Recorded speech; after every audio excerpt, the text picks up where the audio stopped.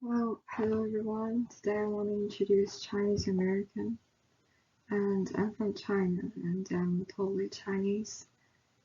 And my name is LIUJIAXIN, and I'm glad to be called Elizabeth.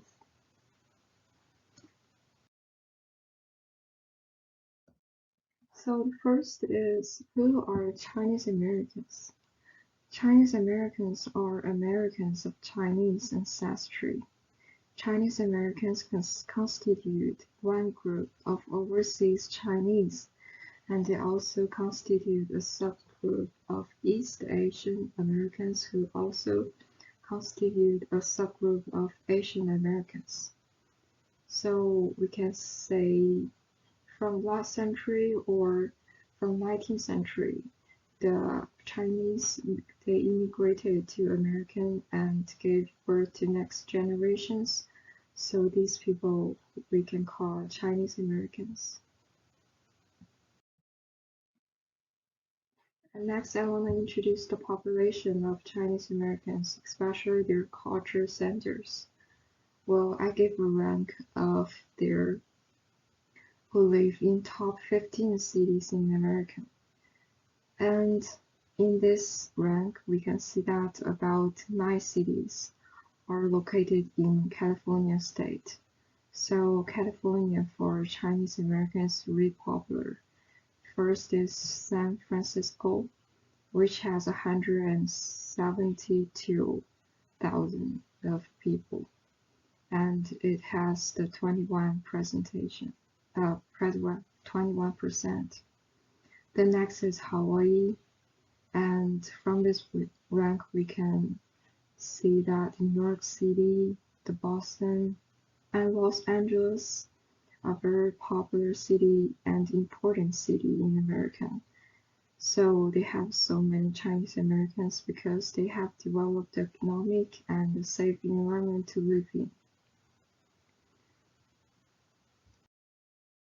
So next I want to introduce the history of the immigrations for Chinese Americans. The first group of immigrants from China, it's in 1849 to California. They came to America for Golden Rush. And also at a time which I will introduce later because of the royals in China and the unstable about the society in China. So some of the people have to looking for a better life, and they search for a better job for their family. So they came to America and they work as a worker, a cheap labor, and they also send money to their own country, to their family. So after that, more and more Chinese people immigrate to America. So the American government set up a league called Exclusion of Chinese in 1871. So after that, the Chinese immigrants are forbidden in America. Well, the situation was end up in 1952 after the World War II. Well, after the World War II, the environment in China become better, so people have more opportunity to go abroad and looking for a better life, especially for the rich people. They send their kids as international students to America for a better education environment. And then I want to introduce the reasons to America. So as I said before, well, there was so many royals in America, in China at the time. So Chinese immigrants as who came to America as a cheap labor to earn money. Another reason is the Golden Rush. Well, not only Chinese American, but also the local Americans who came to California for searching for gold. Well, that was a very important event in American history, I think. So the people at the time were very poor and looking for money. So they get together in California and find the gold together. And the third reason is the investment. As I said before, after the World War II, some of the Chinese people get rich, so they don't want to live in a socialism society, China, anymore. They want to go to the capitalism country like American to looking for more business, and they want to set up companies and to do the international business trade. So the next reason is study. Like some of the rich people, they want their next generation, they want their kids to accept a better education. So they send their kids to American for colleges and university to for study.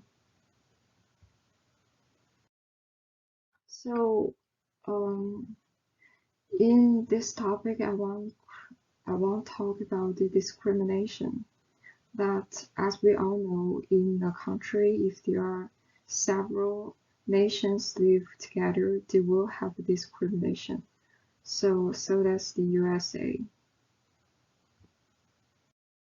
Well, I want to divide the discrimination into two parts. The first is anti-Chinese Americans from the USA, and the next is anti-Chinese American from China. Well, the reason of the anti-Chinese Americans very clear, especially after the coronavirus happened from 2020. Well, some of the Americans think that it is Chinese who bring the virus to American, to around all over the world. So they take Chinese as an unluck exist. And there are so many incidents happened, like the Chinese American, they just walking on the street very innocently, but was shot by the antisocial person or these haters. And also some students are forbidden to go to school, but the local students can. Because the Chinese students was regarded as will bring the virus to other students. But things turns really better recently because more and more people realized that to against the virus, the people have to get together. And since the coronavirus have happened around the world in every country, so people have to cooperate together to deal with the disaster, and more and more people take it as a natural disaster, but not the virus created by Chinese. Then the next part is really interesting, is anti-Chinese Americans in China. Well, people will think why Chinese people will hate their own nation's people. Well, here comes the reason. Because after the World War II, some of the people get rich and they earn money from China, but they're looking for a better market environment and a better place to invest. So they go to American and spend money.